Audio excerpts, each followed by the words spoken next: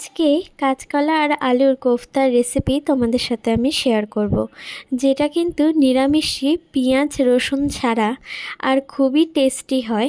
যারা নিরামিষের দিনে খেতে চাইছো বাড়িতে ভাতের সাথে, তারা কিন্তু এভাবে খেতে পারো, আর রুটির সাথেও কিন্তু খুবই ভালো লাগে। প্রথমে আলু একটা গোটা আলু দিয়েছিল বড়, গোটা আলু আর কাঁচকলাকে ভালো করে সেদ্ধ করে নিয়ে কিন্তু দুটোকে ভালো করে দেখতেই পাচ্ছ মামুনি কিন্তু পিষে নিয়েছিল। তারপর পেশাটাকে একটা বোলের মধ্যে নিয়েছিল। এবার কিন্তু ওর মধ্যে সমস্ত মশলা অ্যাড করার পালা। নুন দিয়ে দিয়েছিল, হলুদ, ধনে গুঁড়ো, জিরে গুঁড়ো, কাশ্মীরি লাল লঙ্কার গুঁড়ো আর সামান্য পরিমাণে চিনি। তোমরা কিন্তু এর জায়গায় যে কেউ সুগার ফ্রি ইউজ করতে পারো। তারপরে কিন্তু এর মধ্যে সামান্য পরিমাণে কালো জিরে দিয়ে ভালো করে কিন্তু মেখে নিয়েছিল।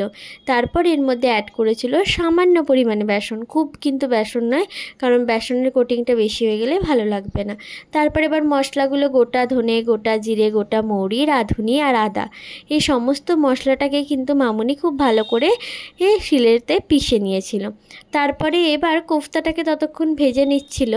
এভাবে কিন্তু আমরা গোল গোল করেছিলাম। তোমরা যদি স্কোয়ার করতে চাও, লম্বা করতে চাও, তোমরা যে যেমন শেপ দিতে চাও দিতে পারো। আমরা কিন্তু গোল গোল রেখেছি, অনেকটা টিক্কার মতো, যেরকম আলু টিক্কা হয় ওরকম।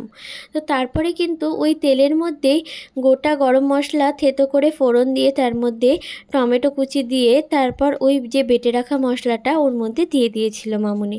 তারপর তার মধ্যে হলুদ গুঁড়ো দিয়ে দিয়েছিল, লঙ্কা গুঁড়ো, সামান্য পরিমাণে নুন আর চিনি দিয়ে দিয়েছিল। দিয়ে কিন্তু মশলাটাকে ততক্ষণ অবধি কষেছিল যতক্ষণ না ঠিক এইভাবে তেলটা ছেড়ে আসে। এইভাবে ঠিক তেলটা ছেড়ে দিলে তারপর একটুখানি নেড়ে আগে থাকতে করে রাখা ওই মশলার জলটাকে দিয়ে একটুখানি ফুটে গেলে জলটা, তার মধ্যে কিন্তু ওই আগে থাকতে ভেজে রাখা কোফতাগুলোকে এর মধ্যে দিয়ে ফুটিয়ে একটু ওপর দিয়ে ধনেপাতা সামান্য ছড়িয়ে নামিয়ে নিলে কিন্তু এত টেস্টি একটা কোফতা রেডি হয়ে যাবে।